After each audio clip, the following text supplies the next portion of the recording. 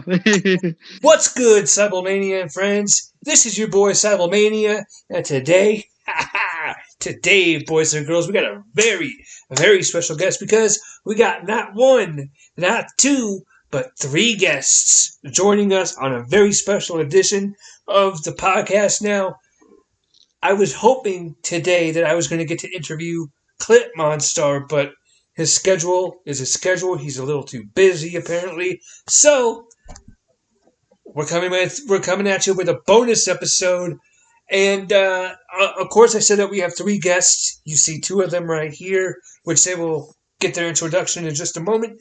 But our third guest will join us momentarily, hopefully. So, with that being said, let me introduce you to the two guests that we got currently. Two guests that have been on this podcast before. Zach Irving, see, I remembered your name this time, and Brandon Yelverton. Boys, how we doing? How we doing, gents? We good. Yeah. Hey, we're good. You know, today I guess everything worked out, so you could talk about the breaking news, right? Okay, so you want to get right into it? I see. Okay, well, I'm gonna warn you right now. If you're a WWE diehard fan, you do not want to listen to this video. You do not want to watch this video because I promise you, we are going to blister them because of their decision making today. But let's get into it. Today, WWE has announced that Braun Strowman, Ruby Riott, Lana, Aleister Black, and Murphy. Was there any names I was missing? I don't think so. Okay. They have all been fired by the WWE.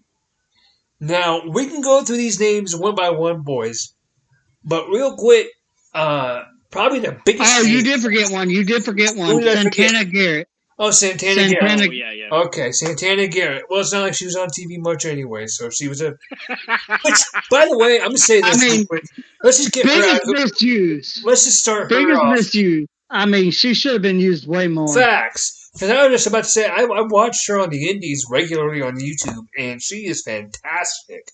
She is such a great athlete, and the fans really like her. So the fact that she wasn't used very much on WWE, quite frankly, is a shame. But now, let's talk about the biggest name, no pun intended, to get fired. Braun Strowman.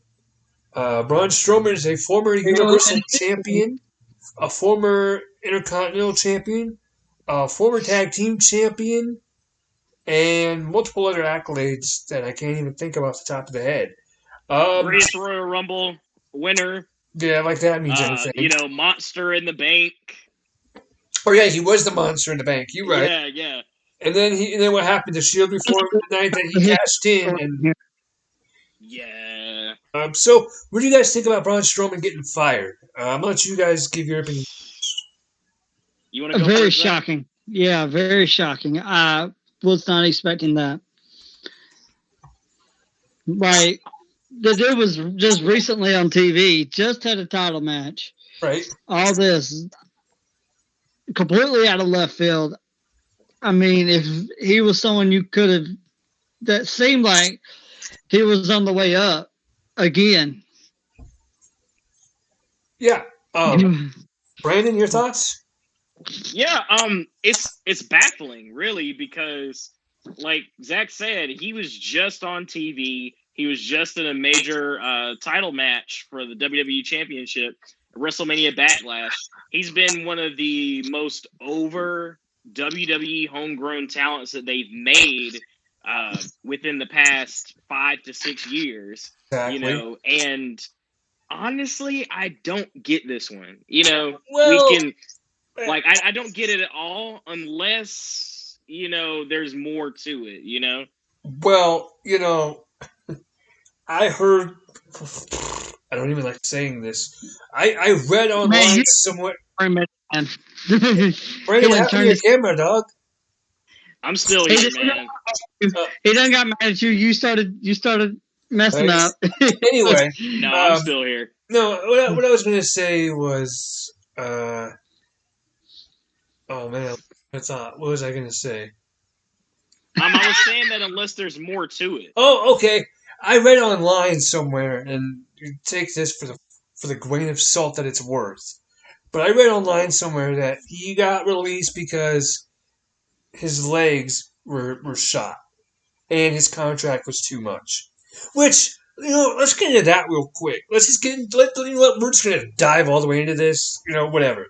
We'll get into them as we go, but we're gonna get into the money thing right now because to me, that is such a poor excuse for WWE. The money thing. They have billions and billions of dollars, and they can afford these multi-million-dollar contracts. They got the money to do it, obviously. And if they can't afford it, then they shouldn't be doing it. And that's the key. Mm-hmm. And yeah, it's like you saying, "Oh, well, the contract's too much." Well, who is to blame? You're the one who don't who fire gave them the contract. don't This fire him isn't like, because you were an idiot. This isn't like a sports team. Right. Like sports teams, they use that all the time. But the difference is someone else that had gave them the big contract. They're the ones just coming in. Yeah. They come and fix it. Now, there's no one coming in and fixing it this time around. This is plain WWE paying him this much and giving him way too much. He had a contract well into 2023, and we're in 2021. He's done. But yeah, and then I hear, and we'll talk about this, I'm sure. But then I hear that they're trying to set themselves up to be sold to NBC or Disney or whatever. Which, no, don't. You don't have to do that. You do not have to sell. If you look, let's just be real. This is a Vince decision. If Vince is done running Most WWE, definitely. yeah. If Vince is done with WWE, if he's wanting to be done running it, fine. Be done with it, Vince. Thanks for everything you've done. Thank you, fuck you, bye. Give it to your son-in-law and your daughter. Give it to your son-in-law. Give it to your daughter, and be done with it. All right, because we've seen what I'm stuttering too much. I'm becoming Dave Meltzer. We've seen what Triple H can do on NXT. So let him do that with the main roster, because he would do great. The thing with that thinking, though. Hang on, we got a message. Let's see if it's from our boy. All right, cool. Sorry, that was another message. That was for the marvelous Seibelmania Friends podcast special guest, which I will reveal at the end of this episode. But yeah, I if you're done, and that's fine and dandy and everything. But don't sell it to a company. Don't let Disney run it. Don't let NBC run it. Don't let Fox. Don't let CNN. Don't let Nickelodeon. Don't let Peacock. Don't let Paramount. Don't let any company run it. Just give it to your son-in-law.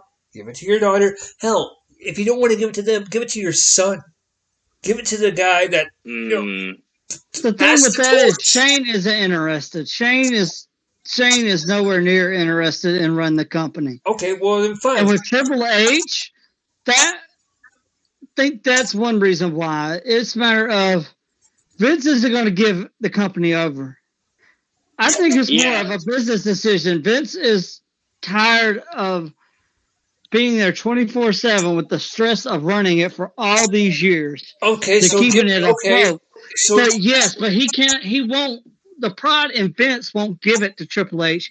He won't give it to Stephanie because that's the way of saying you give up. Is it pride or is it stupidity? Is it pride or is it stupidity or possibly selfishness? It's both. Yeah. I mean, to us, it's stupidity. To him, it's pride. Well, his pride doesn't mean to me. Let's be honest. His pride doesn't mean shit to you. His pride doesn't mean shit to you, and his pride doesn't mean shit to me. Let's be honest. Yes, Brandon, does Vince McMahon pride mean something to you? Vince's pride doesn't mean nothing to nobody. Exactly. Except Vince. Right.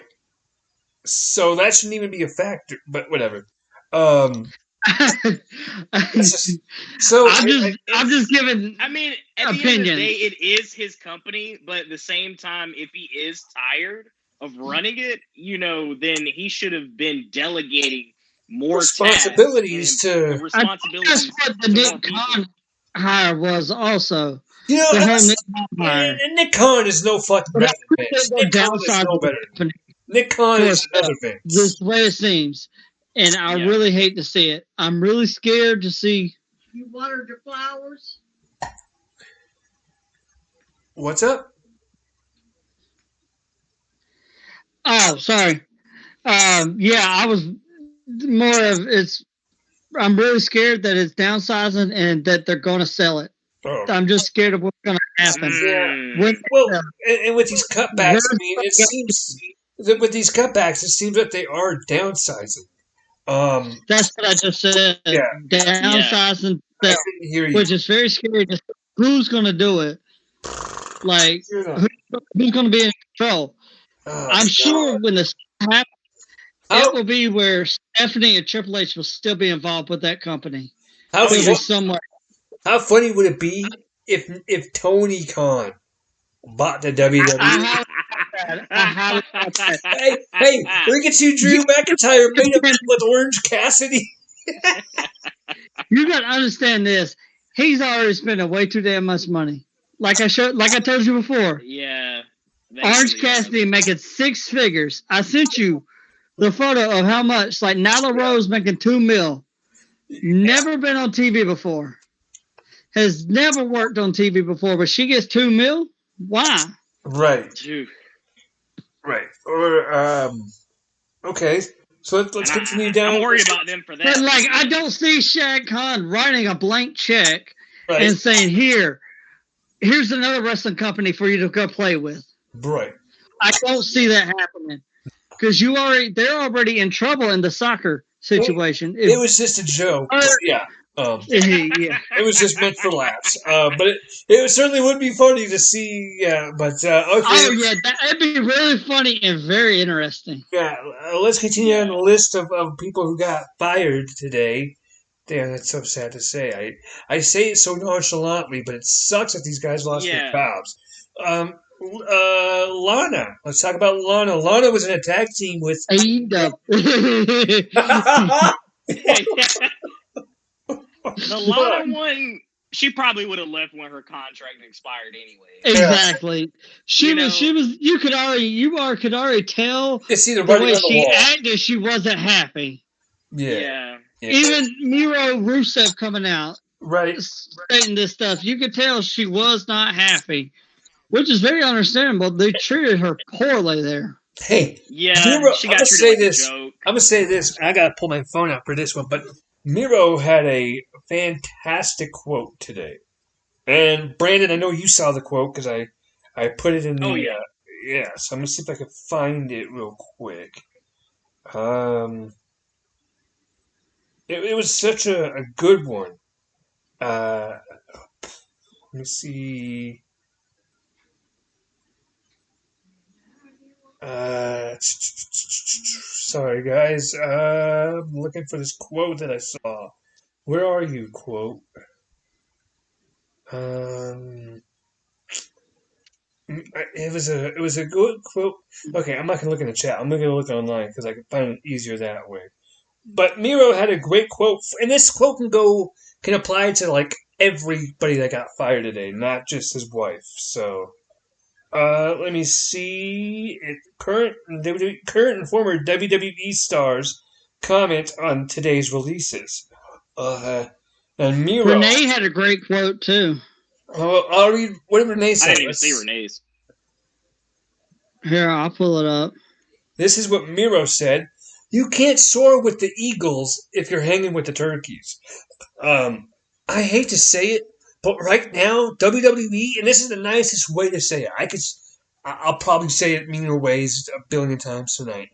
But WWE, right now, they're acting like a bunch of fucking turkeys. That's like the perfect analogy. And I mean, I'm sorry, man, but you release these talents because you want to Build your portfolio. God damn, I want to take that word portfolio and just burn it so it never exists again. Because the word is so ugly to me, and it just Yeah. hearing the word portfolio, it makes me so glad I'm partially deaf in my left ear. Because that is Wow, such a oh my god. We gotta build a portfolio. No, you don't. Fuck your You portfolio really and don't. fuck you. And that's how I feel about it. See, what my problem is with it is they didn't just decide overnight that they were gonna sell. Oh no, this doing. this was months thinking, of planning. But think about this though. Don't you think Vince has had this idea in mind for a while? Yes. You know, Yeah, it's been yes. longer than just since the pandemic. Maybe I bet you. sped I up bet you. plans or whatever. But where was this The energy 2 years pandemic ago? is just what helped push it. This pandemic is Yes. what helped push it Yeah. I bet Most you. definitely. I bet you into guys further that course. I'll And bet use you. it as a crutch and an excuse to fire these Yes. wrestlers. I bet you Yes. he had this shit playing out since he made the deal with Peacock. I bet you. I mean, bet you. it's been rolling since then, most definitely. That But was my thing is, I'm yeah, thinking that was like a little pandemic. Yeah, like the plans that they have definitely been like expedited by the pandemic whenever they went to Peacock, but they've been thinking about doing this for years. Facts. But why now? What happened 2 years ago whenever they were signing up everyone? You know? Like now that they've signed everyone, now it's like, okay, well, we'll just go ahead and let them go. Right. You know? It's To cut losses. I'm gonna be right back. I think it's I more get that guest. I'll be right back. like you get all your toys. It's like when you're rich and everything, you get everything you want, and you have everything. Then everything's just nothing anymore. You're not stimulated anymore. Yeah. You're no longer happy like you were before. Now you have all the power where you can sign anyone with a flip of a finger. Yeah, and play keep away from other companies. Yeah. Hey, boys, I got a special guest. Ladies and gentlemen, may I introduce everybody here on YouTube to the newest addition of my family. This little dude right here, this is Jax. This is our Doberman slash Shepherd mix. So everybody say hello to Jax. What up? Oh. Jax. This is my puppy. He's 14 weeks. Actually, I think this week he's 15. And he is such a good boy. Huh, buddy? Yeah. He doesn't like this right now, but I just wanted everybody to get to see my puppy for the very first time. Because he's such a good boy. Aren't you, Jax? Aren't you? Yes, you are. Oh. He looks like a good boy. Yeah, he's excellent. He is so good, especially about potty training. He doesn't go potty in the house. I think he's only peed in the house twice. Only twice? Hey, I mean, how long now? It's like a week? Huh? Almost a week. Had him about a week. We had him since Saturday. Okay. So yeah, almost a week. Did you guys ever hear the story about how we got this guy? Oh, I heard it because you told me. Go ahead, boy. Go play. So the story here is actually pretty cool. So Friday night, so we had a black lab named Sophie, and she was just a sweet girl. And unfortunately, we lost her in September from to cancer.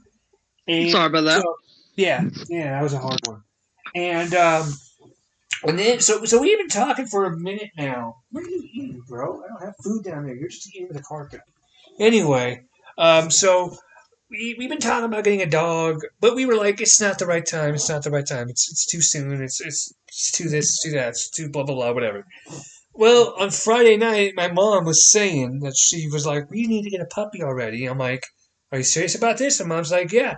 I asked her 5, 6, 7, 8 times, are you sure you want to do this? Are you sure about this? And she's like, how many times do I have to fucking say it? Yes, I'm ready. I'm like, okay, great then, Mom. Guess what? Let's go tomorrow and let's get the puppy. Fuck it. I'll pay for the dog. I'll pay for the veterinary. I'll pay for everything. let's just go tomorrow. Let's just get the puppy, right? Mom's like, it doesn't work like it doesn't work like that. And she's like, you have to set an appointment. You have to do all this extracurricular shit. And then she's like, I'm going to look online at Lifeline Puppy Rescue. And so we looked online, and yeah, they had those set times and everything. But those were like first come first serve type deals. Now they did have another option where you could just walk in from 12:30, I think, or from 12 to 3:30. You could just walk in and just look at the pups and so Mom's like, okay, well, we could do that, I guess, maybe. Look at the dog list and show me what you want. And we looked at the list and saw that puppy. I'm like, okay, I want that puppy, right? Mom's like, all right, if it's there tomorrow, we'll take a look at him, maybe. And so she kept saying maybe, like maybe we'll go tomorrow, maybe we won't, maybe we will, maybe we won't. Yeah. Right? So that night, and it was a Friday night too. And so that Friday night, I prayed to God. I'm like, God, please, let's get this puppy. Please, right? Like, we need this thing. Exactly. And so the next day, I asked Mom, I'm like, hey, Mom, are we going to go today? She's like, yeah, go get in the shower. We'll go. So, sweet. Awesome. So we went, and before we pulled out of the driveway, she's like, now, Chris, you know he's probably really popular. You know he's probably already gone home with another family. I'm like, Mom, I'm prepared for both sides. I'm prepared for the excitement, and I'm also prepared for the downfall, right? I'm prepared. Either way, right? I just had a really good feeling that day that we were walking home, or we were coming home with that dog, and lo and behold, there he is. My thoughts, my feelings, and everything else. It was right on target. We got the puppy, and that's awesome. Yeah, man. And so that's how Jack. I'm glad that it worked out. You know? Yeah, man. Me too. And actually, Lifeline is actually where we got Sophie too. We got Sophie. We bought Sophie. We didn't buy her. We adopted Sophie in 2011, and it was funny because we were just like, we're just gonna go look around. You know, we weren't looking for any specific dog. We're just gonna go look around. Yeah. Wait, no, that's not right. No, we were looking for a male yellow lab. But the male yellow lab that we were looking for, as we were walking in, that puppy was walking out with another family. So we're like, well, we're here. We might as well look around. So you walk in, and this black lab puppy just starts jumping up on the fence. Because he saw my mom. And so my mom's like, let's take a look at that one, right? So, and it was just me and my mom and my sister that day. And so, And so we're like, okay, let's look at the puppy. And all three of us loved her, the puppy, right? She liked us, we liked her. So Mom called Dad. She's like, Brandon, you need to get not you, Brandon, my dad. Yeah.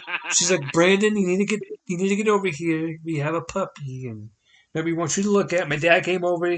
He was like, let's take a look at another puppy that he liked, and same kind of breed and everything. It was just more cool. And yeah. Why am I echoing? Anyway. It just happened all of a sudden, too. Yeah, now we're both echoing. But anyway, so my dad's like, let's take a look at the calm one. The calm one didn't like us, like at all, unfortunately. So my mom's like, I guess we're gonna take the hyper one. We're gonna take Sophie. We're gonna take this one, right? Sophie was $240 to adopt. So, but I didn't pay for Sophie. I didn't pay for anything about her. Whereas with Jax, I paid for him. I'm paying for his vet. And hang on, I'm trying to paying for his vet. Oh, and he's in my name. That's what I was thinking. He's in my name. Gotcha. He's in my name. So and he like loves me. Like if I walk out of the room, he starts just crying. So I mean, it's weird, but it's awesome at the same time. So yeah, that's the story of Jax and Sophie. That's awesome. Sophie got to meet my sister's two dogs the day that we got her. My sister brought her two puppies over to meet Sophie. So now here's the cool thing about Jax. The only people that have got to meet Jax are myself, my mom, my dad, my grandma, my aunt, my cousin, and my uncle. Oh, and my other aunt and my other uncle. Right? Mm-hmm.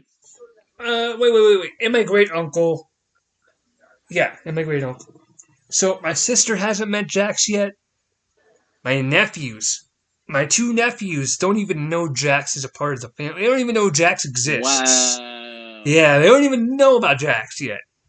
So, I hope they love him though. oh god, yeah, you know they will. Come on, you know they will. And the cool thing is that they're being raised with dogs themselves. Good. So I mean, they're learning how to handle dogs and Right. how to be calm and how to, you know. Mm-hmm. But and my sister owns a pit bull.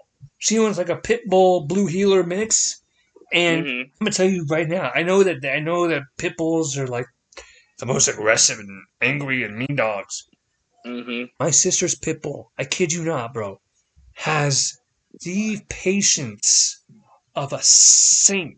Because these kids, they climb all over her. They smack her. They pull her tail. They pull her ears. They scratch her. They're toddlers, right? Exactly. They're little. They're little. They're little. So it happens. Geneva, the dog, she doesn't growl. She doesn't bark. She doesn't. Wow. She doesn't do anything. She just sits there and just is like, okay. So, like, how long's your sister had Geneva?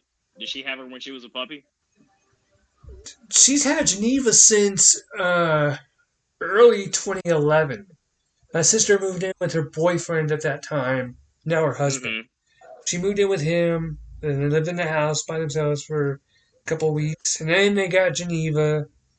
They got Geneva like right after my birthday. That's the story I'm gonna tell you. Hold up, I'm gonna get back to that story in a minute. But they got Geneva shortly after.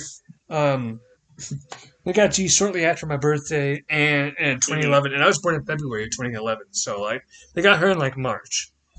Yeah, that's about right. Gotcha. Yeah, so they've had her since like Well, that's March good. of 2011. Let me close my door real quick. But yeah, so Sophie got to get acquainted with G and Moose and with Geneva, and then my sister bought another dog named Moose, and Moose is just like Geneva with the kids, just doesn't bite, doesn't growl, doesn't snap or nothing. He's very cool, right? And so I was gonna tell you about my 18th birthday, yo. You guys ready for this story? Hey, man, I'm all ears. You ready, Zach? Yeah, I'm ready. Alright, so for my 18th birthday, this is not a PG story. This is not something we can tell the kids. So, when I go on YouTube, this video is going to be made not for kids, just so you know. Actually, all my videos are not for kids. But anyway, Yeah. So my 18th birthday, it fell on a Wednesday that day, right? So I had to go to school because I was a senior in high school at the time. Mm-hmm. I was born February 23rd, so I was still in school, and I was getting I went to school, and then that night we went to Red Lobster for dinner, which was really good because I got to go to Red Lobster. I love Red Lobster. I love that restaurant. That's my favorite place. And my friend called me while I was on my way home from Red Lobster, and he goes, "What are you doing?" I'm like, "I'm just coming home from Red Lobster." And he's like, "You want to come over to my house, smoke some hookah?" Right? I'm like, "Sure. Yeah. Why the fuck not? Right? It's cool." Yeah. So I went to his house and we smoked hookah. That was my birthday, right? And then that Friday, we were getting ready to celebrate my birthday, have a birthday party, right? Mm-hmm. My parents told me, "Okay, Chris, here's what we're gonna do for your birthday. We're gonna go to your sister's house. We're gonna have cake and ice cream with the family, right? Mm-hmm. And that's all we're gonna do. So don't expect anything big." Like, okay. And me being stupid at the time, I'm like, okay, don't expect anything big. When I hear family, I'm thinking my aunt, I'm thinking my uncles, the whole family, my cousins. Trust me, my little cousins were not there, and thank God for that. Because so we get there, right? And the first two people that I see so my sister's house, the way it works is you walk in through her front door, and then you turn to the right, and there's stairs that go up into her family room. And there was a couch sitting right right across the stairs. So the first two dudes I see sitting there are my friends Nader and my other buddy Lato. His name is Nate, but we call him Lato. That's his last name. So my buddies Nader and Lato. And Nader was the guy that I smoked hookah with that Wednesday, right? Yeah. So I'm like, oh shit, my boys are here. Okay, this is gonna be awesome already. I'm excited, right? Yeah. Well, Mm-hmm. my sister's brother-in-law, he comes up to me a little while later. He's like, hey, CJ, come take a shot with me, birthday boy. And I'm like, nah, man, I'm not. I'm good. I'm not. My parents are here. I'm not trying to get in trouble on my birthday, right? I'm trying to be cool. I'll grab a soda, sure, but I mean, I'm not going to be getting yelled at for drinking alcohol, right? Mm-hmm. Nah, because I'm only 18, right? So he's like, man, don't worry about your parents. You're not in their house. You're in my house, and I'm telling you, take a shot. I'm like, yeah, whatever, bro, whatever. And I put him off. I put it off. I'm like, whatever. Yeah. And so my sister comes up to me about 5 minutes later, and she comes up to me. She goes, "Hey, CJ, let's go take a shot." I'm like, "Hey," I'm like, "Are mom and dad okay with this?" She's like, "Oh, not only are they cool with it, they're going to take a shot with us." I'm like, "Boom, what are we drinking? What are we doing? Let's do it." Jaeger, Jack, Fireball, what are we doing? My parents were doing it with me, so at that point, I'm like, fuck it. So we take the shot, and I go and grab a beer, and I sit with my boys. I didn't know this until a couple of years later, but the reason why they wanted me to take that shot was because my sister actually had to sneak in my birthday present. Okay? Ah. So this was a pretty big birthday present, too. We'll get into that in a minute. Any ideas of what it could be? For some reason, I feel like this story is going to include strippers. You said 18th birthday, and then you said, it's not going to be for kids. I'm like, there's going to be a stripper involved in this. Bingo. Anyway. Wait, really? Yeah, man. Oh. Yeah, man. So anyway, so we'll get there in a minute. So I'm sitting there, I'm chit-chatting with my friends, right? And my mom and my dad were there, mind you, and my sister was there. And my sister and my dad. That was awkward. Yeah, my sister and my dad bought the present for me. So I'm chilling, and suddenly I think it was like a good friend of my sister's. So not that my sister's a stripper. She's not. She's a very lovely lady. Damn. But she's actually a veterinarian nurse. She's actually a vet nurse. So that's awesome, man. Yeah. So shout out to my sister. Anyway, so she's like, okay, CJ, you ready for your birthday present? I'm like, sure. She goes, okay, close your eyes and sit in this chair.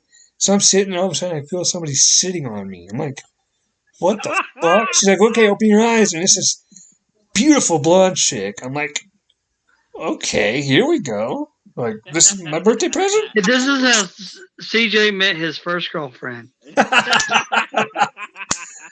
No, this was not my first girlfriend, believe it or not. And no pictures. There were no pictures and there were no photos and there were no video taken in this because she had rules about that. But, so she was my present, and I can't even go into detail about all the things that she did this thing where she took a shot of vodka and she stuck it in between her lady parts, we'll say, to keep it somewhat appropriate to you two. And she goes, okay, now you got to lick this thing clean, the shot. I'm like, okay, yeah. And then she took some whipped cream and she sprayed it down her chest like a little bit.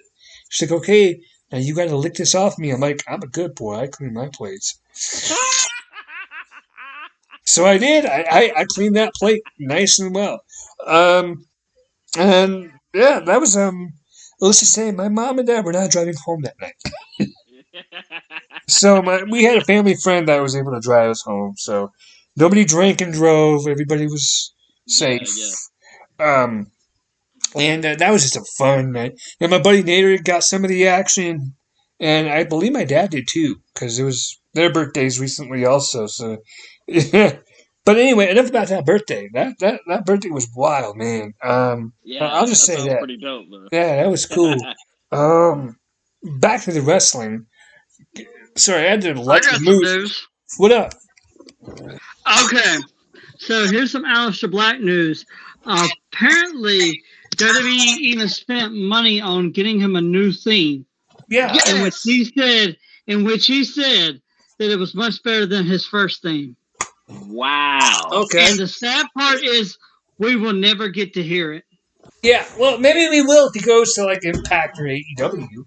But Or he does can't. WWE own it? Yeah, Yeah, don't they own it? yeah, See, because it was WWE spending money on getting him a new theme song for him to use. y'all gonna get We'll me hear started some on of this whole those copyright thing, cage aren't you? things in like Y'all, 10 years.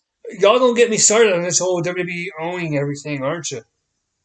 Y'all gonna get me started on that? I understand back in the 80s and back in the 90s and stuff with WCW with everything, but nowadays it sort of got out of hand.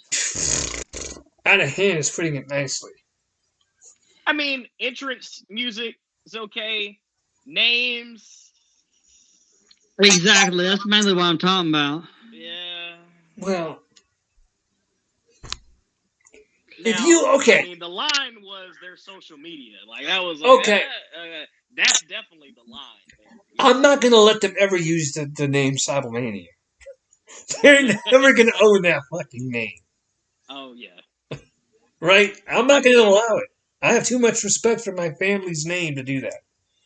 Now, if my name was something that they created, like CJ Fireball, CJ Flame, CJ Yeah. Big Dog, whatever, we'll talk. We'll talk. As long as I get money for it, we'll talk. But when you're saying stuff like John Cena, that's his birth name, John Felix Anthony Cena. He doesn't own his own name.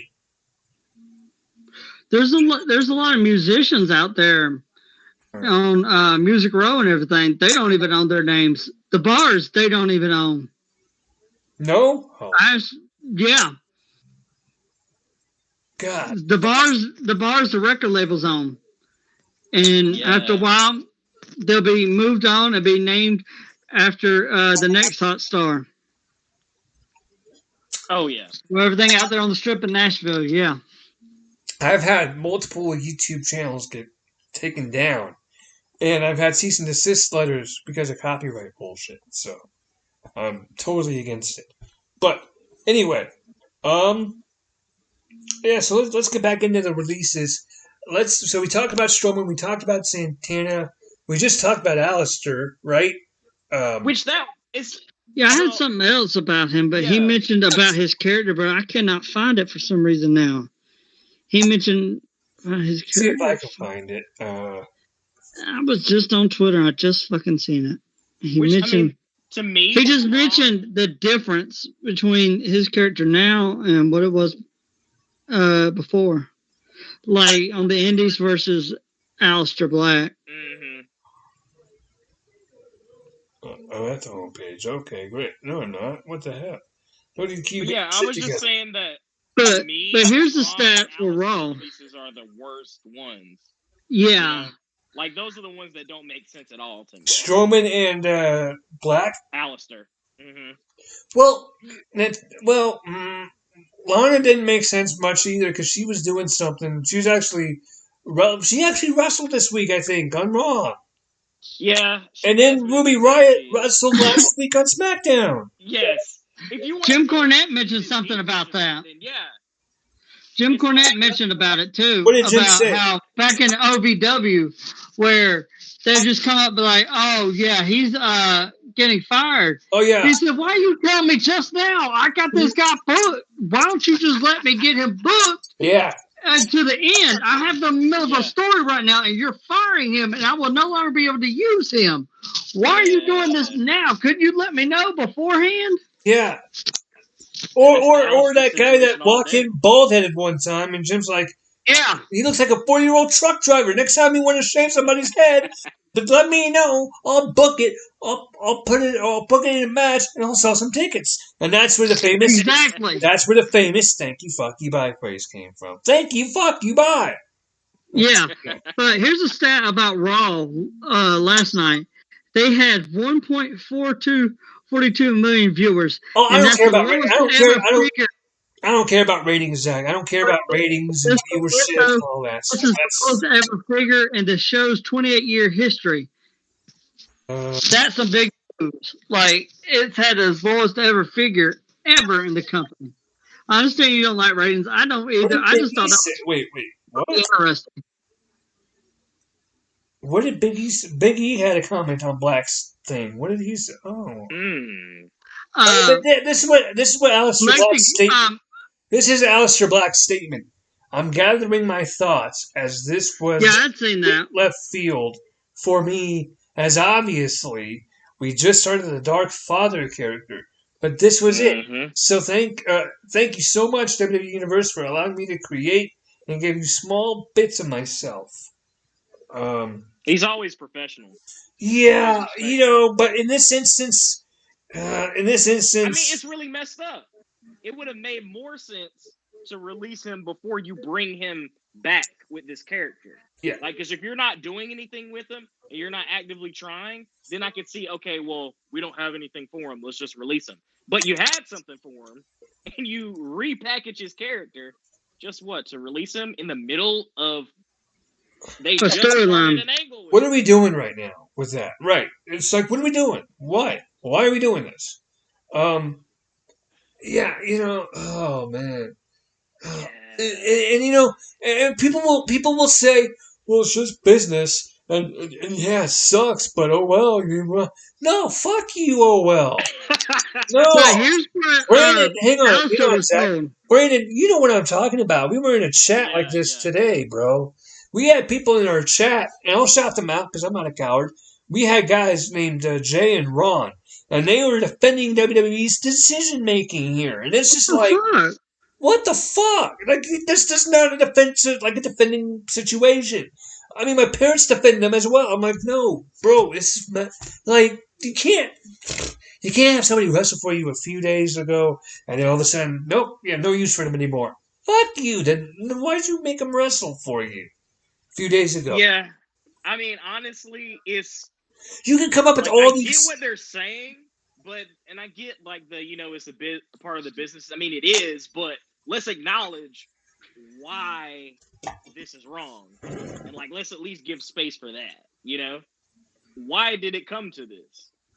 Why sign these people and not like go through with it? Because you have a women's tag division, right? Well, why are you getting rid of Ruby Riott? Oh, you want to get into the women's tag division? What? Their lack of a tag division? Their lack of a tag division? They have 2 sets of women's tag team titles. They can't even fill one. What the? You know what I'm saying? Like, you know what I'm saying? I mean, oh man, it's WWE. What are you doing? What are you doing, WWE? Get your shit together. Like at one time, you were the #1 professional wrestling company in the world. Over Japan, over Mexico, over Canada, over Australia, over England, and yes, I said Canada. You were #1 over all of them. You were #1 over WCW. You were #1 over ECW, and you were #1 over Impact. But look at you now. You keep fucking up. Mistake after mistake after mistake after mistake. It's like, get your shit together. If you gotta fire Vince, there's no excuses for it. There's no excuses. Thank you. If you have to fire people, fire people. You don't need 40 fucking writers anyway. You don't even need Bruce Pritchard anymore. Sorry. Love Bruce Pritchard's podcast. Very entertaining guy. Doesn't need to be making booking decisions in 2021. Doesn't need to be doing what's his name? Johnny Laurinaitis. Yeah. John Laurinaitis. Yeah. He doesn't need to be making decisions either. Send him back to Arizona. You don't need 2 ass kissers. Send Johnny That's all back. You're doing. Send him back to Arizona to bang the Bella Twins' mom and leave him the fuck alone. He still is. Okay, leave him alone. He's still doing it. Obviously. So I don't mean to get all upset and pissy, but like, God, jeez, like, You're good, but what are you so here's what doing? I was talking about.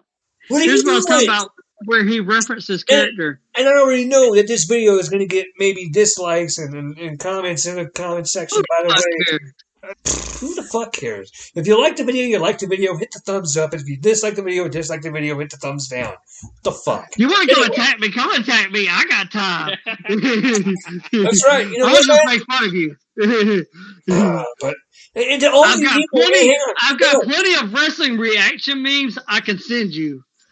And to everybody and to everybody defending WWE and making excuses for their actions, stop. Because you're the reason that they think it's okay to make decisions like this. You're the problem. You are part of the problem. Sorry, Mom. Sorry. But I'm sorry. But yeah, you are part of the problem. But yeah, they labeled this budget cuts. That's what they told Alistair.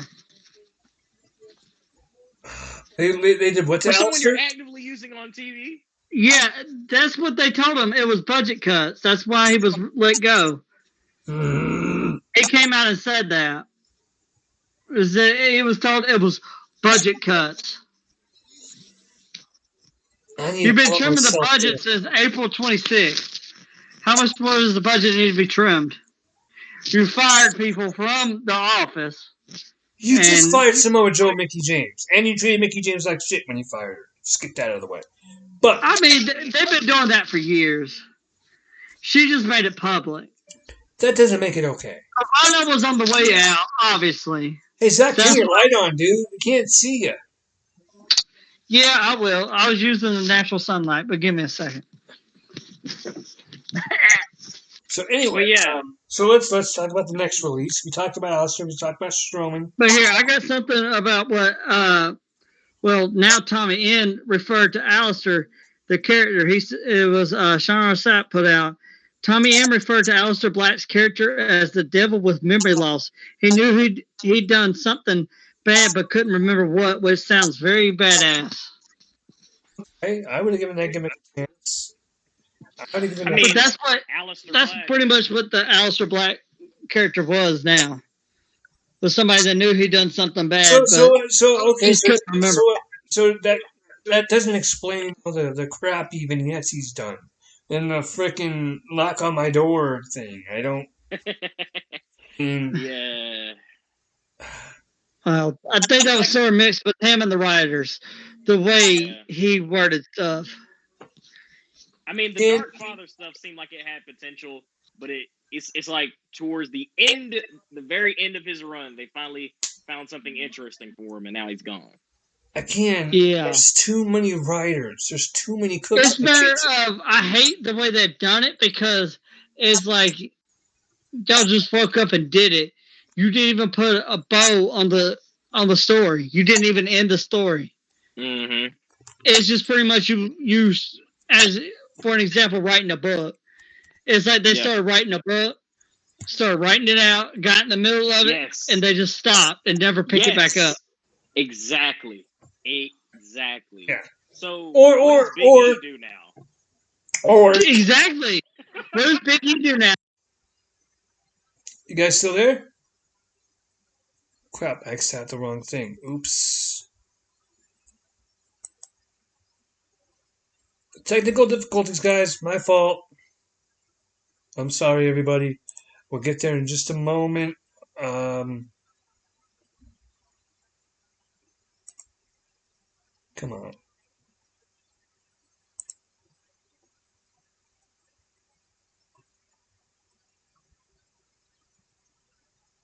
Things don't work out with talent. That was my bad, ladies and gentlemen. I apologize. I accidentally clicked out of the wrong thing. That's completely my fault. I was trying to mess up Chris to see if he was going to... It's not up right that we're talking. He just got tired and left. Hey, I don't get tired, man. I stay tired now. Let's see if I can still do this part. Okay, so Chris is going to be joining us in a little bit. So, oh, wow. Just expose the guest. Just expose the guest. hey, we're exposing WWE, aren't we? So let's just expose everything. That's we're gonna expose the dark side of the ring, aren't we? Well, Dark Side of the Ring sort of exposes themselves, but I actually like that documentary series, and I know I do. I am very interested in that Grizzly Smith documentary. Yeah, that one looks pretty good. And I also heard that Cornette had pointed out that Jake lied during it. Wow, okay. Where he said, "Oh, I was gonna." I don't think it was either the. Oh, I think it was either the Dark Side of the Ring or it was the A&E biography. One of the two where they were covering the Hall of Fame. And Jake said, "Oh, I was waiting with a roll full of like nickels or something. I was going to hit him." Yeah. The Hall of Fame. And talk about how he was going to get. Wait. Was Jim Cornette there at the Hall of Fame? No, he was talking about. Wait. Sorry to cut you off, Zach, but wait. If Jim Cornette wasn't there, then how can he sit there and call somebody who was there a liar? Because, it makes no sense. It makes no sense. You're not going to sit there. The guy has already been going around making his amends during the week. Why are you going to still holding a grudge back then over which was pointed out that it wasn't true, where he said he was going to get the title off of Warrior? And they looked back at the championships back then, and it made no sense where Jake was going to get the world title. Where was it going to end up? Brett had the IC title, so there was no way he was getting that title. And then some of the other, I think it was world title, something about that, it was already made on the way out. Let me say this about Jake the Snake Roberts real quick. Because everybody always sits there and says, he should have been the world champion. He should have been a champion, blah, blah, blah, blah. No. I think that's what he was trying to do, was trying to start that back up. Well, okay. He was trying to start that, oh, hey, I was going to get the title, but Warrior cost me. Blaming the dead, pretty much. Right. Who's not here to defend? Yeah. Anyway, Roberts, great promo. That's it. In the ring work, yeah. He had the DDT and that was it. Otherwise, nothing special in the ring. I mean, back then, that's all it was. Hogan did a leg drop back in the day. It's all about psychology and stuff, though, too. Exactly. Mm-hmm. Now, the wrestling business has changed, which I sort of hate. It's sort of love and hate it.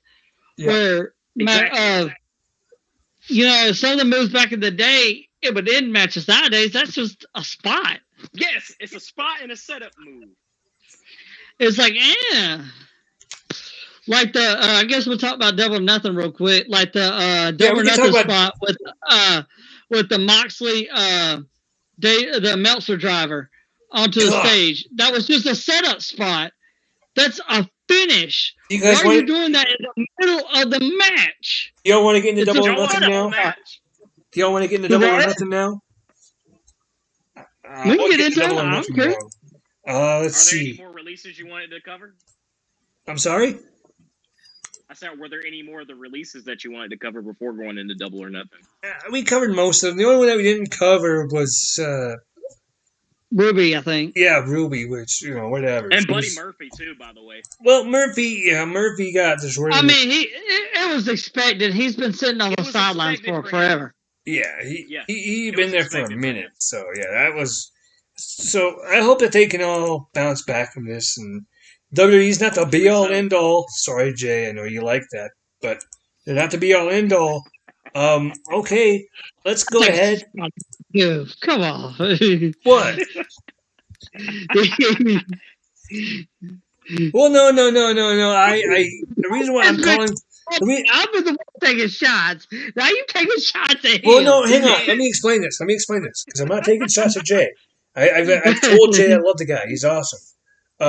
But he made a post today because I made a comment in the chat that I was going to come and do we were going to blister WWE for the releases, and he made a post and he goes, going on and he made his own post. Didn't tag me or Brandon or anybody. He just goes making a video ranting about WWE won't change things, and he took shots at us first. But now we're doing it. But so he took shots at How us. hypocritical of you! And I called him out for that. I called him out for that because I told him, like, dude, if you're gonna call me out like this, at least tag me in it, and at least plug the freaking podcast so we get publicity. Oh, so the shot was deserved. Yeah, the shot at him, they are deserved. But hey, real quick, I know it sounds like I'm just taking shots at Jay.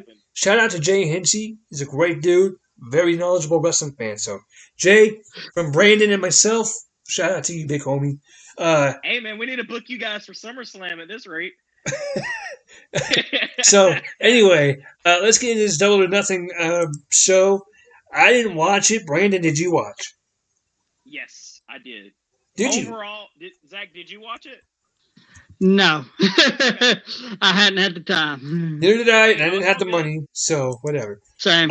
Let's get into the show. On the pre-show, Serena Deeb defended successfully the NWA Women's Championship, the World Women's Championship, that's so weird to say, by defeating Riho via submission.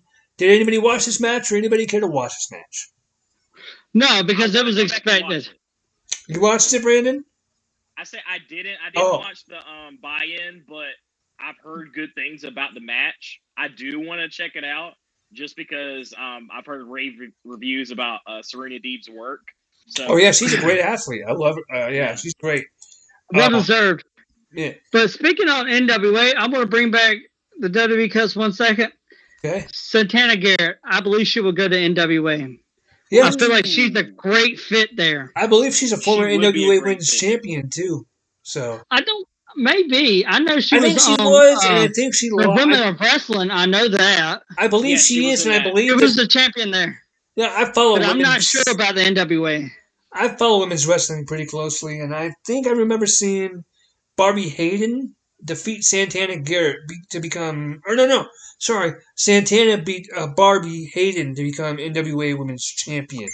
And ladies and gentlemen, our guest has arrived. Yeah, with a black screen. Joining us, ladies and gentlemen, without his video chat, ladies and gentlemen, welcome Chris Martin. Chris, how you doing, brother? I'm doing pretty good. I can't complain yet. Worked all day and all that stuff, so it's been a good day. Yeah. Well, you're joining us as we are covering Double or Nothing. So we're going to continue this coverage of Double or Nothing. Adam Page. Okay, this is going to be hard to say. Just like a tongue twister almost.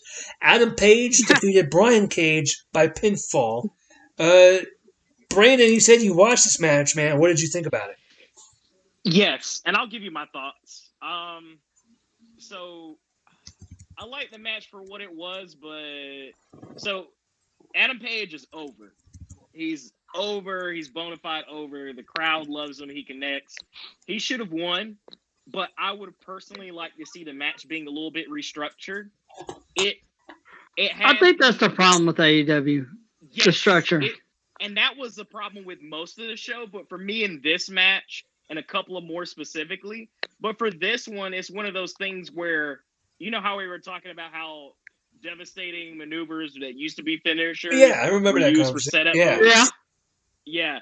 This one was one of the ones where, you know, they try to keep you on the edge of the seat, like, hey, man's hanging on, he's fighting through everything. But it just didn't work. Look at Brian Cage, and then look at Hangman Adam Page, right? Mm-hmm. I feel like Hangman took a lot of punishment, and Brian Cage didn't get as much. Like, he got a lot of offense in on Page, but Page got less offense in on him, but still won the match, if that makes sense. Did Page? Yeah, it was, as you would say, it was sort of like a weak comeback. Yeah. Match. Exactly. Did Page get busted open in this match too? The matchup. Did Page get busted open in this match? Well, I know he got busted open on Friday. The only thing, there had to be beef between them. Mm-hmm. With that was there was no accident. That was a stiff ass match between him and I'm about to pull a cornet and say Jelly Nutella. That's about right. Actually, Chris. So, yeah. Chris. yeah, because I heard about that. Like, with him getting stiffed and just like, well, I don't think it was stiffed. I think the pop-up power bomb, he got kicked in the face. Yeah. Like before, like. But like still, but you gotta think, like, how you gonna get kicked in the face on a pop-up power bomb? His feet should be nowhere near his face. Exactly. Yeah. Exactly. Well, I mean, maybe when he brought, I don't know. Like I say, because when you pick somebody up, I don't know. But yeah, pop up, but you still bring them up. Yeah. Yeah. Their feet should be nowhere near you. That means he had to move his legs closer. Unless they did not talk about the spot earlier. That's the only way he could get kicked in the face. But that's a spot you should be able to talk about beforehand. Like, hey, exactly. in this part of the match, I'm going to give you a pop-up power bomb. You're going to kick out at 2. I just think he's so uncoordinated that, like, unfortunately, that's why he's on YouTube, you know, every week instead of mainstream television. Thank fucking God. No, he just got heat. He's got heat backstage, but they just don't want him on TV very much. All right, next match. So did they make? Here goes my question about the Brian Cage Adam Page match. Did they make Brian Cage at least look strong? To me, no. It was more designed to make. That's their trouble. They don't know how to get people over a lot of times. Well, it was to make like Hangman look good, but not Brian. Yeah. In sequence, of course, there was a lot of action. You know, I believe there was like a F5 off the top. There was something like there was a really big move off the top ropes that Brian hit on Hangman. I believe it was an F5 and Hangman had kicked out of it. You know? What? And that should have been a spot where he should have kicked out of. That spot should have never been used. That was a devastating. Oh my God. Okay, I'm gonna get fired up again. I'm gonna get fired up again. Next match. The fact that you have the best minds of wrestling working in the back and you don't run it past them is insane. Yeah.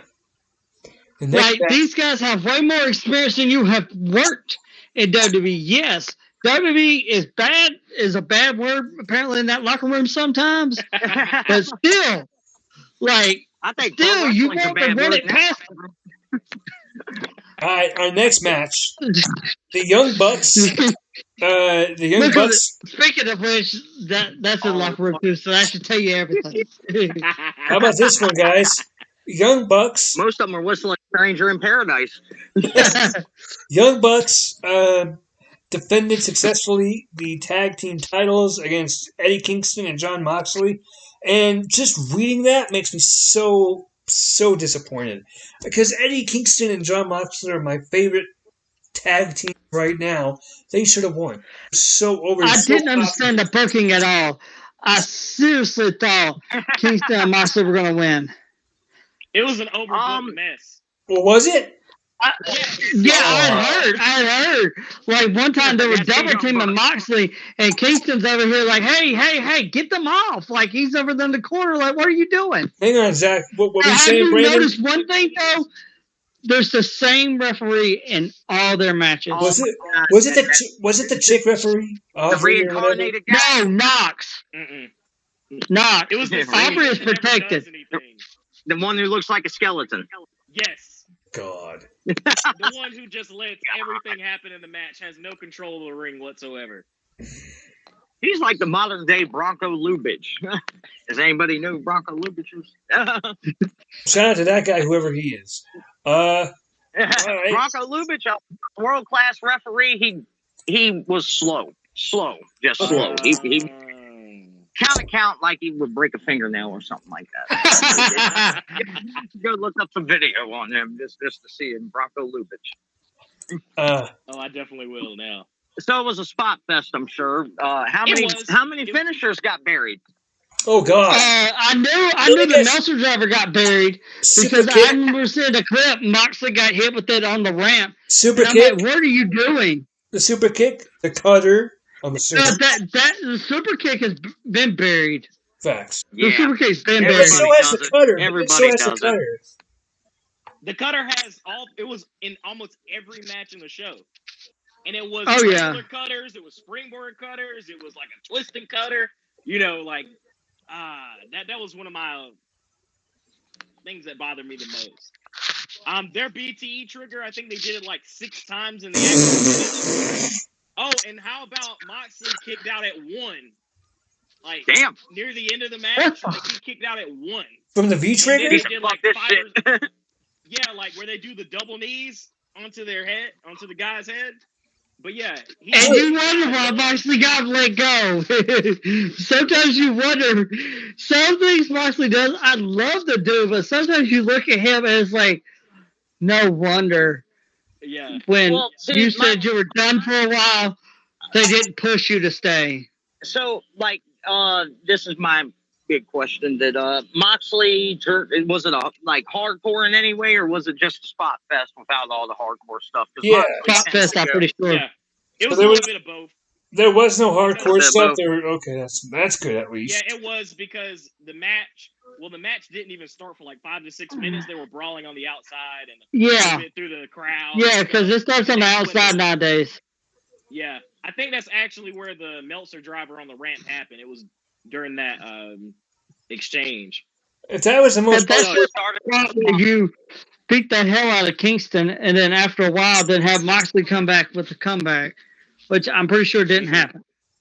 Kingston, I'm sure Moxley was keeping himself strong. Kingston seems to be the only one that One kind of. spot, Moxley, he hit a double German suplex on the Young Bucks because the other brother grabbed the other brother's waist.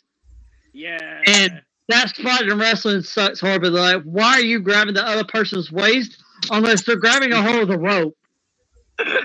yeah, Like, that's the only reason. You're not going to grab another person's waist and suplex them when you know you're getting hooked.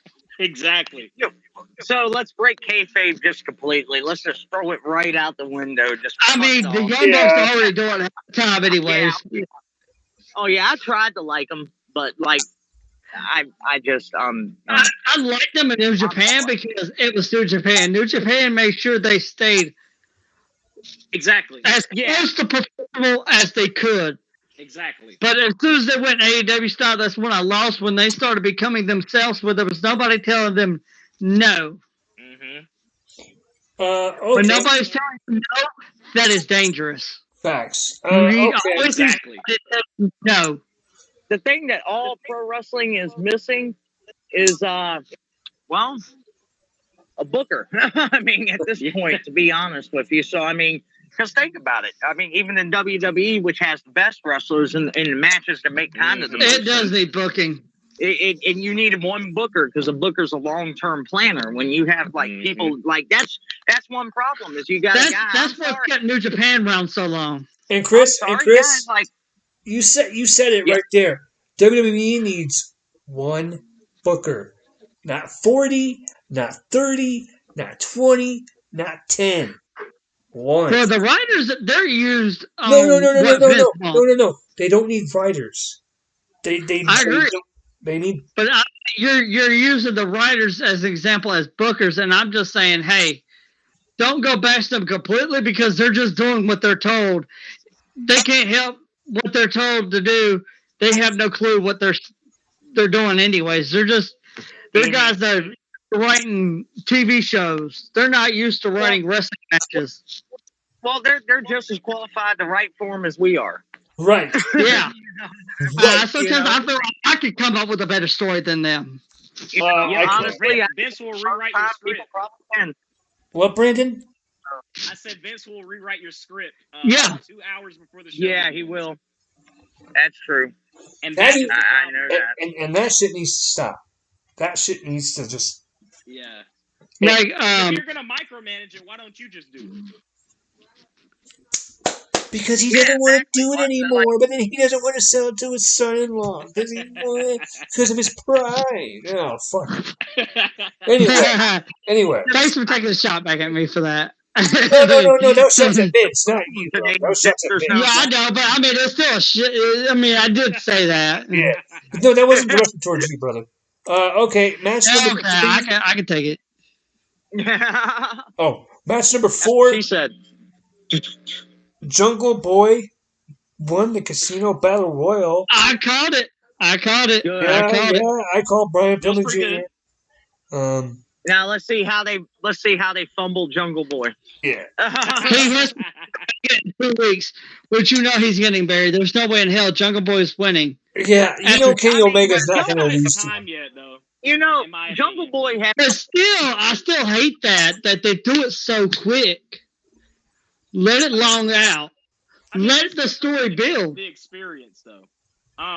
But yes, but as part of let the story build to the next pay-per-view. Yeah. Let it build up till Jungle Boy's time. That's what Not 2 weeks all. TV.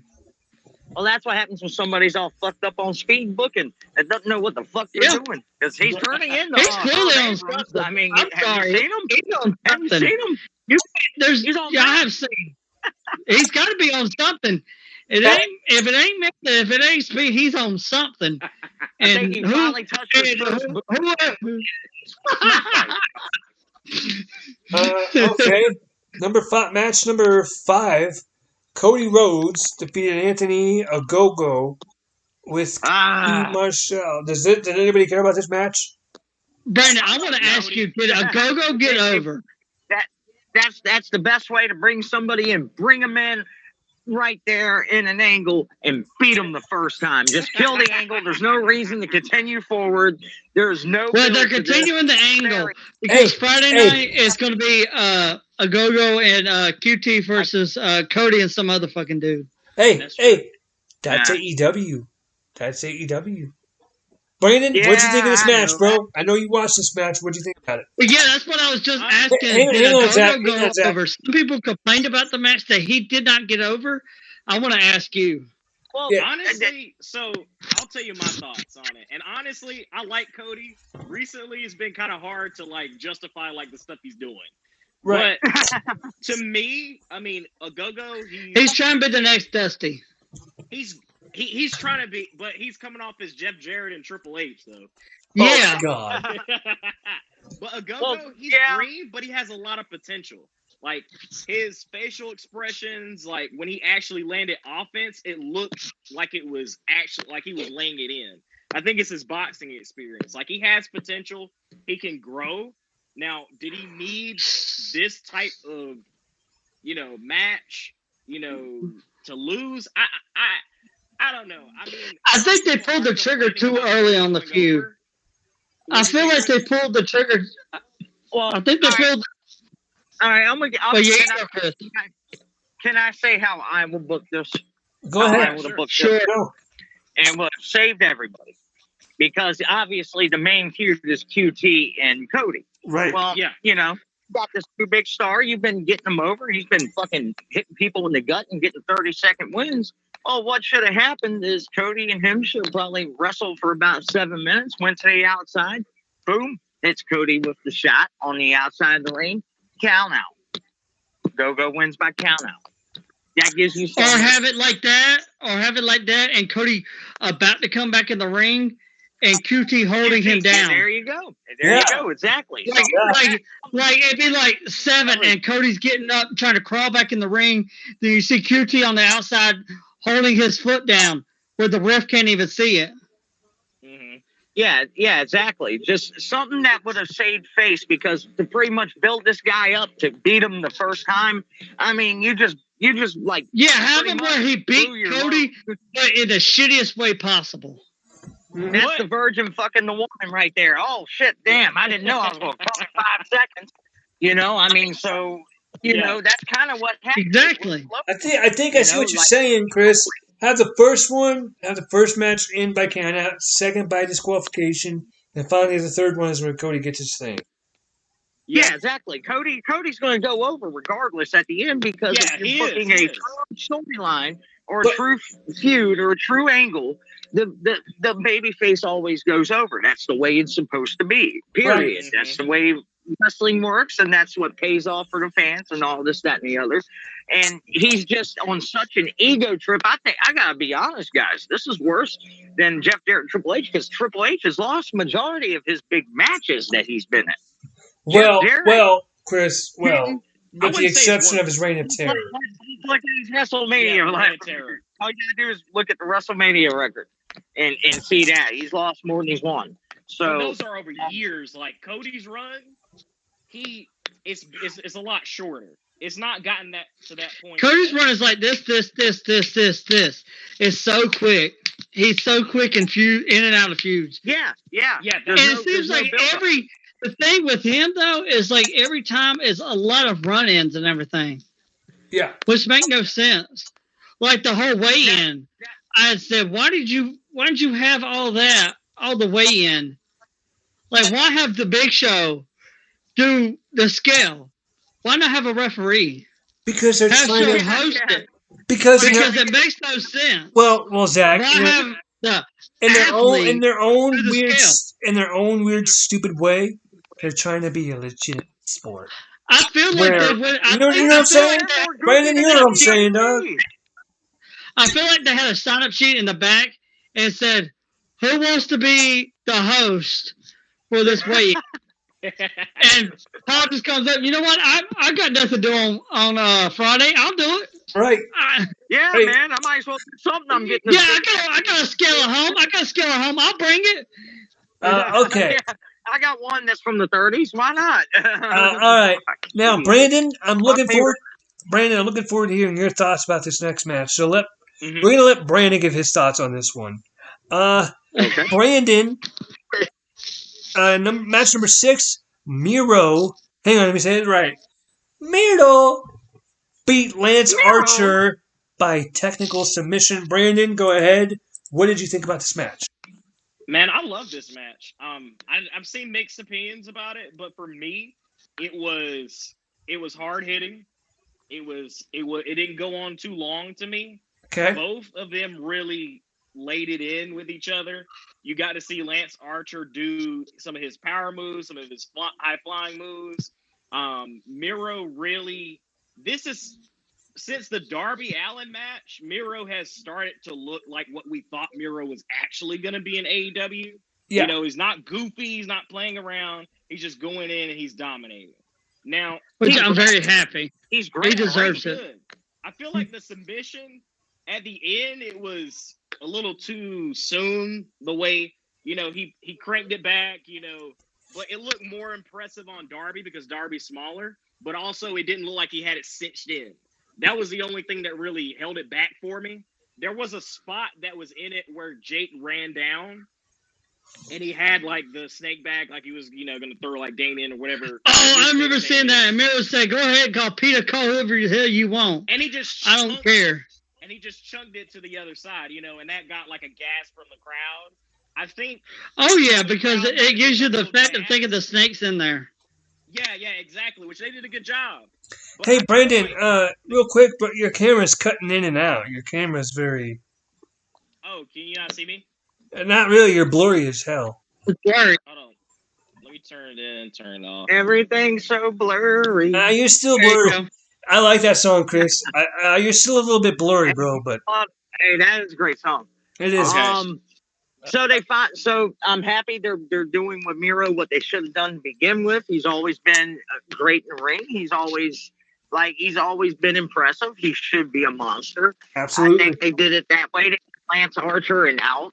Both of them are great. I've watched And Lance Archer seems to be changing his character. It's better, Brandon.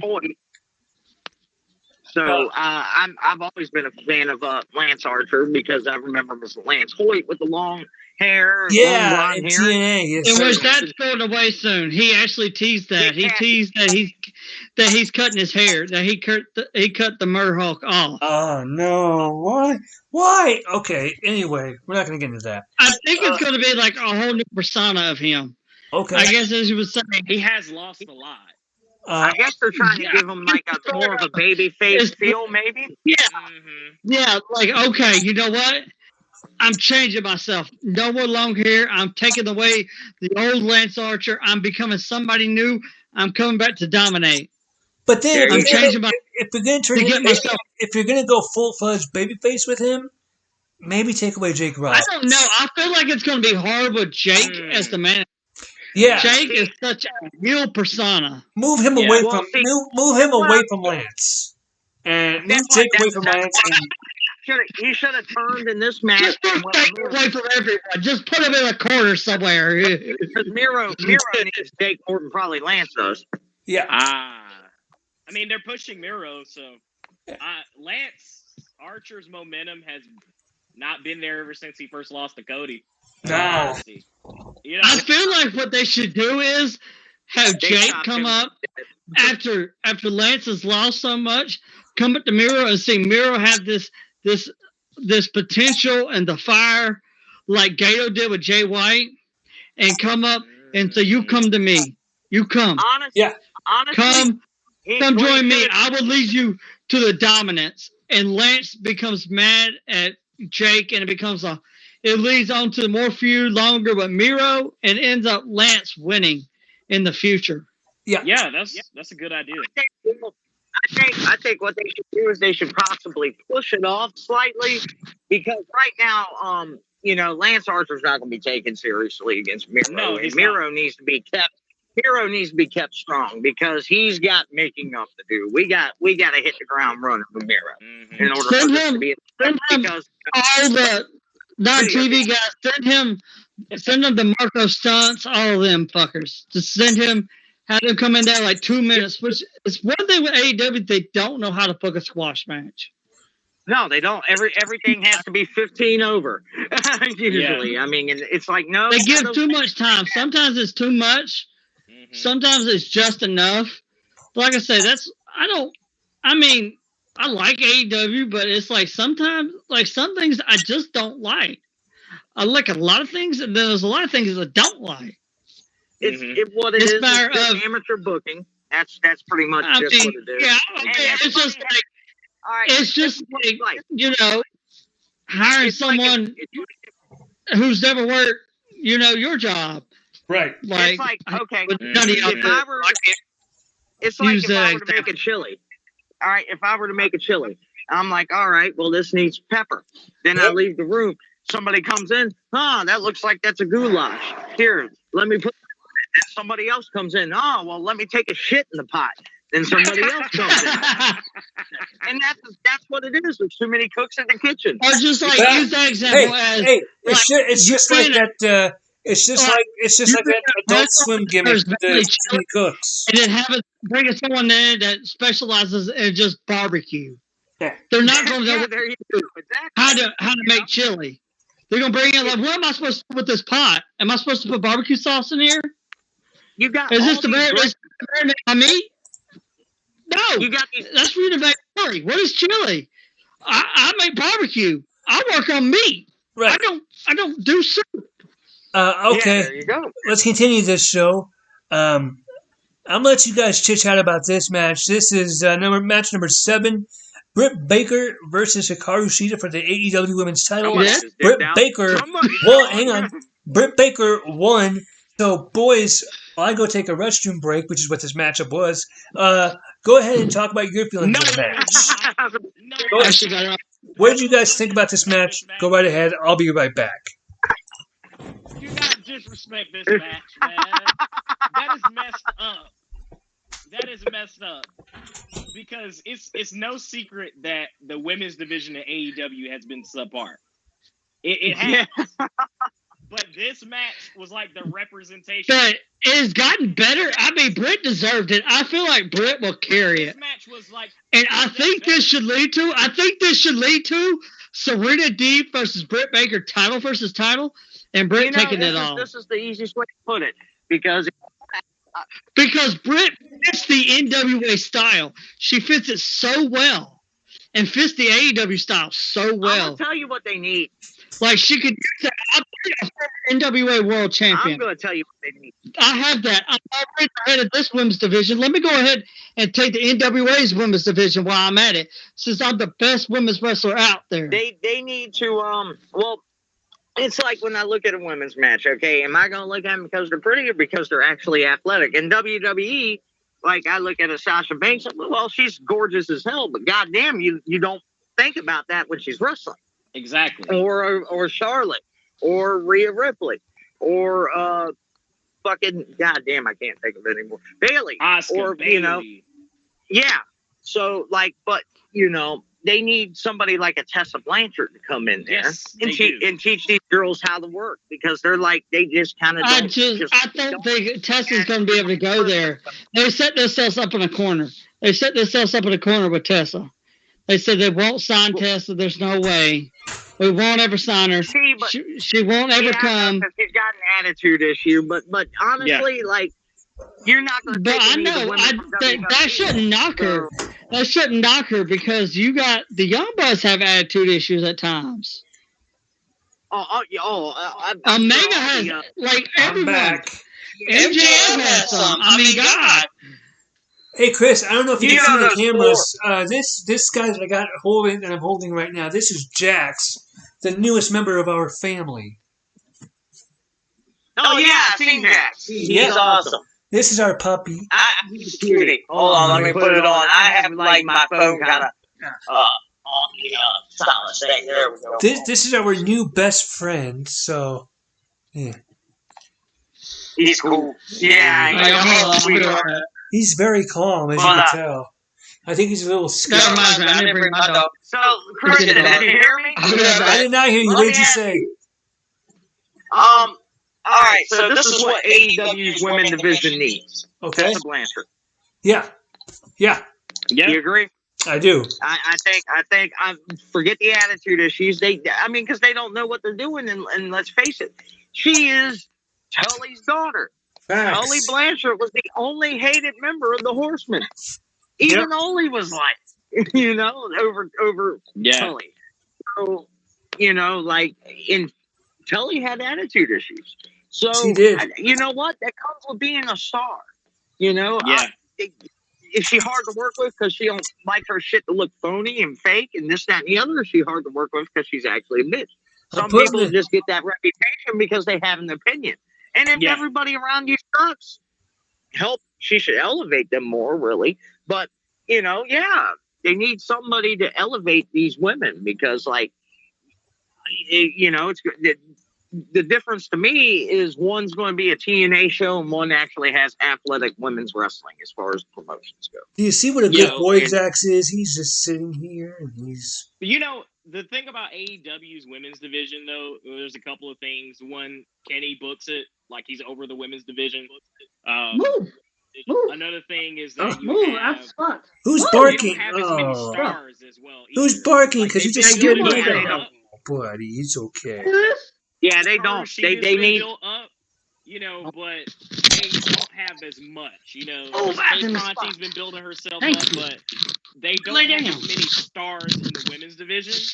And that's where I would think that they would need Tessa Blanchard.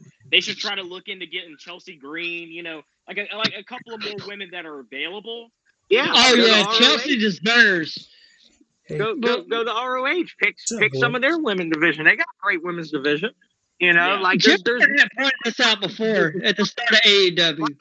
So Khan comes in, he's going to start a wrestling company. Okay, you've got all this money. Why don't you go out and buy out these MLW guys like the Jacob Fatus, the Tom Lawlers, the Briscoes, all of them. You have all this money. I'm sure you can buy out their contracts for Devon cheap. Eric's.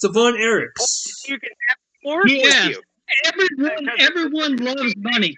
All these companies love money, but you're not going to do it. You're just going to go out and get the Orange Cassidys, the guys that's never worked on TV before. No offense to him. The gimmick, it's funny, but still. You know what? It's funny when it's done, for comedy's sake. It's not to be taken seriously when you put it in the main event. Exactly. I'm sorry. I can't take that seriously. No. I'll be right back, gentlemen. Come on, boys. Come on, boy. Come. But yeah, that's honestly though the match I would say was really good. It kind of suffered some of the same things as the other ones, such as like too many false finishes. But I'll be right back, guys. So one thing is like with them is like the whole triple threat things is matter of they always keep moving out of spots. Like it's always two guys at the ring at one time. It's all right. One guy gets injured, so he rolls out. There's a little too much of that at times. It's like, come on. I'm old enough to remember ECW and watching that, and that was, kind of where the triple threats started. And there was a certain way to do them. Eventually, they become overdone, and like you said, they just kind of take turns. Somebody rolls out, you don't see them. All of a sudden, they're back. It's one-on-one. It's just one-on-one with somebody fucking wrestling every so often. I'm back. And it's not supposed to be that way. I'm back, and it's just me and my ugly face. So, anyway, you're good, man. So let's continue this. Hey, by the way, guys, let's try to refrain from talking over one another. Let's let everybody have a chance to speak. So let's get into this next match. My bad. No, you're good, bro. Darby Allin and Sting defeated Ethan Page and Scorpio Sky. So we're gonna go one by one. So we're gonna start with off with Zach. You didn't see this match, did you? No, but I watched a few highlights of it. Okay. That match looked great. Okay. Sting actually worked his ass off. Okay. Which very shocked me that his age, the matter of he really hasn't been in the ring very much, especially in AEW, considering he'll just take a bump or two. That's it. Right. Okay, Brandon, you watched this match, bro. What did you think about it? It was one of the best matches on the entire show. Sting really came out to prove that he can still hang in there, and he did a really great job. He did some spots like a Code Red. I think he did a dive. I think it showed how everyone else also was in the match. Scorpio Sky, Ethan Page, they protected him, but Sting still looked like he could still hold it. Well, that's thought. Sorry, gentlemen. I messed up again. We're going to do this again, so give me 1 sec. Sting held on to him, didn't let him get the cutter in, dropped him with the Scorpion, death drop. It was great. Crowd was into it. It felt like a great return match, Like, that's a good one if Sting wanted to go out on that match, That would be a much better cap to his career. Okay. Chris, any thoughts on this match? Hello? Yeah, any thoughts on this match?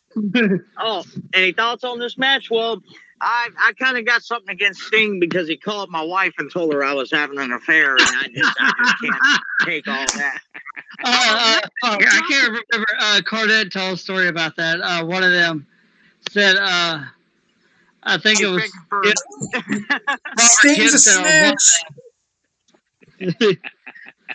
Sting, it doesn't surprise me. The guy's wife was wanted to watch the Evangelical channel, and one of the wrestlers was on there.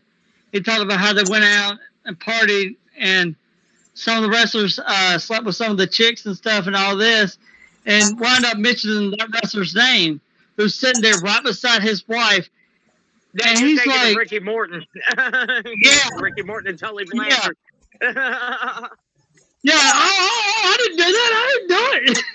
I don't know what he's talking about.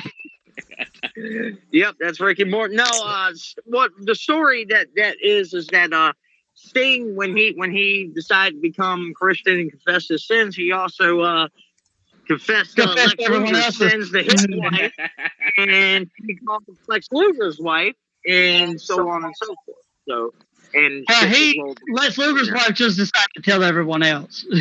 Yeah, I might just so everybody knows, if they see me not looking at the camera, I might just mess around and play on my Xbox One. So I'm still listening and everything, so don't worry about that. But also without boring now. I'm just that's what he thinks of AEW there. But as far as the match goes, I'm not very surprised that Sting looked good. He's always looked good. Well, yeah, he has. But remember, Chris, he had that. First time I seen Darby Allin was on a documentary, and I know which one you're talking about. And I thought he looked like a star then when he was working for Gabe Sapolsky. So Scorpio Sky and who was it? Who's the other guy? Sorry, I think his name's Ethan Page, right? Ethan Page, and Scorpio. Sky from ROH, and I know he's a badass motherfucker. Mhm. So, Ethan Page, I really don't know a lot about, but I hear good things. So there's just no way that Exactly. you got a bunch of guys that know what the hell they're doing, and know their characters, and know how to work a story, and told a story, and Sting shined when he needed to shine, and made the guys, and worked with the guys. He's giving back. Exactly. He's one of the few legends giving back instead of fucking me, and that's very important because that should be his role. All right. Right. Match number Agreed. 9. Kenny Omega. God damn it. Kenny Omega defended successfully the AEW World Championship against Orange Cassidy and Pac. Go ahead, guys. We're going to start off with Brandon. Please blister this match. We just I don't know if I can give it a scathing report. I didn't really like it that much, to be honest with you.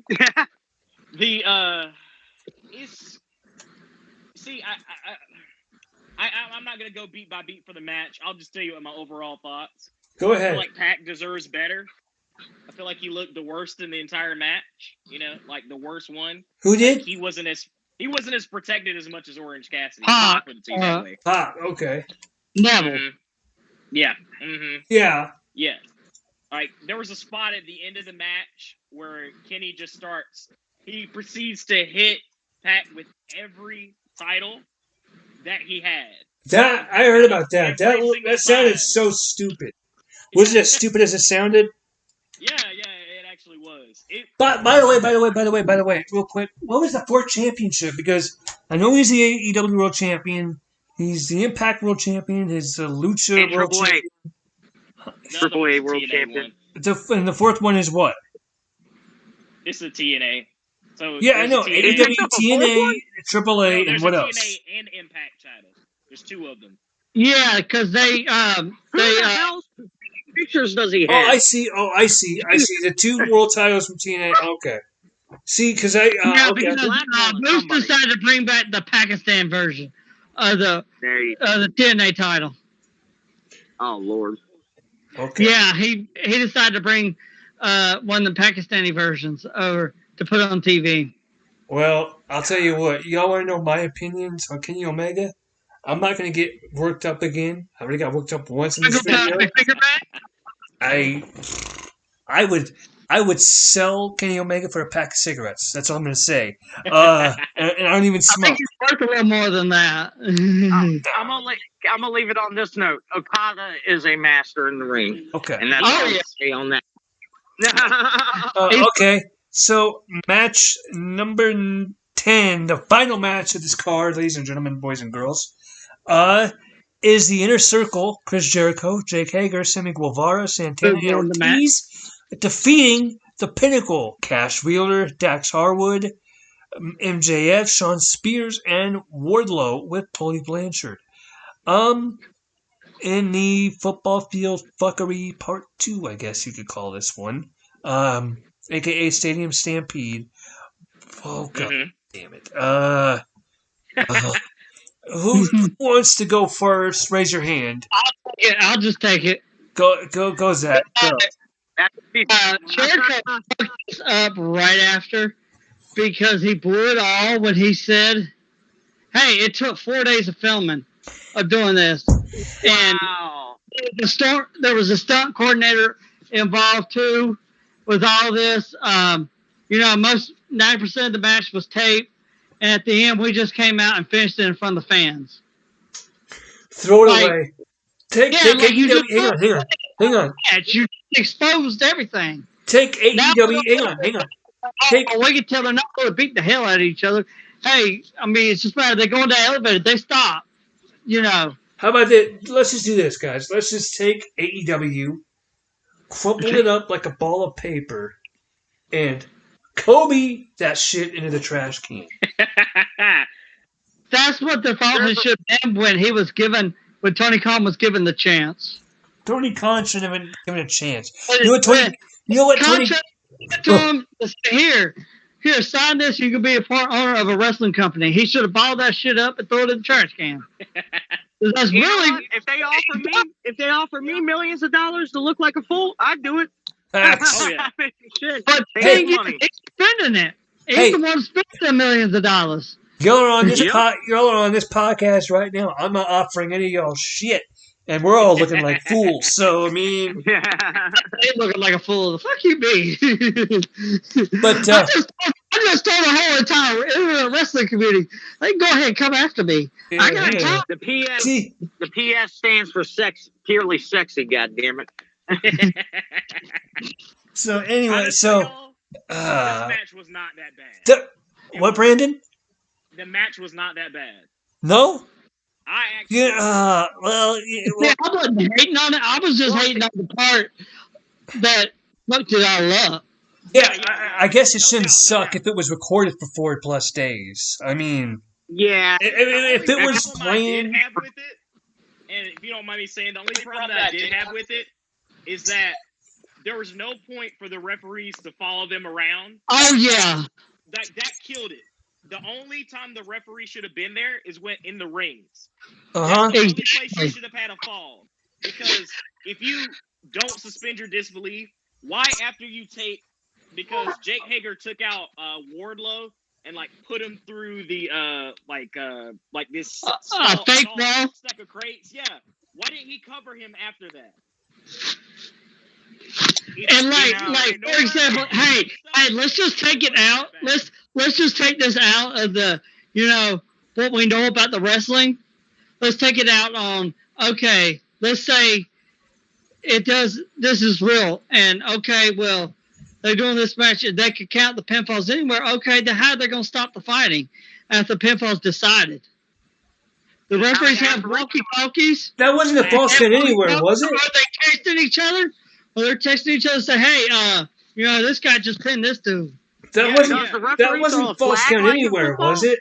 This is my question. Does a referee throw a flag for like a penalty in football? Like they have a yellow flag and all that? No, flag on the flag? Like they're all across the arena. It's like, yeah, it's like a Hail yeah, Mary. Christian, there were referees following them the whole time. Well, you know what would be a Hail Mary for AEW? I'll tell you this: the Hail Mary would be if somebody came in and said, "We're setting all this shit on fire, Tony Khan. You're done. You'll never work in this biz again. Bye bye." they're taking over. And you know what? Here's the thing. Here's the thing, real quick. AEW has some great talent with talent like Britt Baker, with Hikaru Shida, with Chris Jericho. I know a lot of people hate Chris Jericho. I love Jericho. I like it. With Santana and Ortiz. Oh man, Yeah. they're great talent, but damn it, they're wasting it. Great talent there. There's a ton of great talent there. FTR. That's what happens when you have a bunch of independent fucks that never fucking grew up respecting wrestling, trying to never drew a dime. Exactly. And they're being told, "Oh yeah, you can do this." No, you can't. No, you can't do. They don't need to be called and told you can do whatever you want. They need to be told, you know what? Tried this. Props to you for trying. Get the hell out, because you don't know what you're doing. They ought to have the geriatric crew Terry take it over that they have there. They ought to have the geriatric crew take over there on how wrestling should be done. I mean, you got Arn Anderson, you got Tully Blanchard, you got fucking Sting, you got Jake Roberts, you got all these great minds. And nobody's listening to them. Number one. Like that. Number one, nobody's listening to them. Number two, nobody's going to them for advice. And number three, they're not being utilized to their full potential. Let's be real. They're not FTR and stuff. They're going to these legends and stuff because they actually gave a fuck. Well, okay, but wait. That's like one of the few. Hang on, Zach, because you say they gave a fuck. They were involved in Football Field Fuckery Part 2. So no, I can't say I agree with that. I'm going to defend FTR here because they're actually cool dudes. Considering they are from paycheck too, so I can't fault them for that. If somebody's going to pay me a ton of money, is he in your closet? A ton of money is telling me go out there. Let's go shoot a wrestling film where we just screw around. I'm gonna go through it. It was better than how they were using WWE. They were exactly. Yeah, that's true. That doesn't make it better, but yeah, you're right. Okay, guys. It is better comparatively. I'm going to go ahead and cut this podcast a little bit short, gentlemen. I want to thank Chris, and I want to thank Brandon, and I want to thank Zach for joining me tonight to talk about these topics. And ladies and gentlemen, don't forget to like this video, hit that thumbs up, don't forget to subscribe, and comment your thoughts down below about the releases. Comment And if your you got doubts. any problems, just come to me. Right. You know, hey, follow. Hey, if you got a problem, hit me up on Twitter at Seibelmania21. The S and the M capitalized. Until next time, this is Seibelmania and Friends signing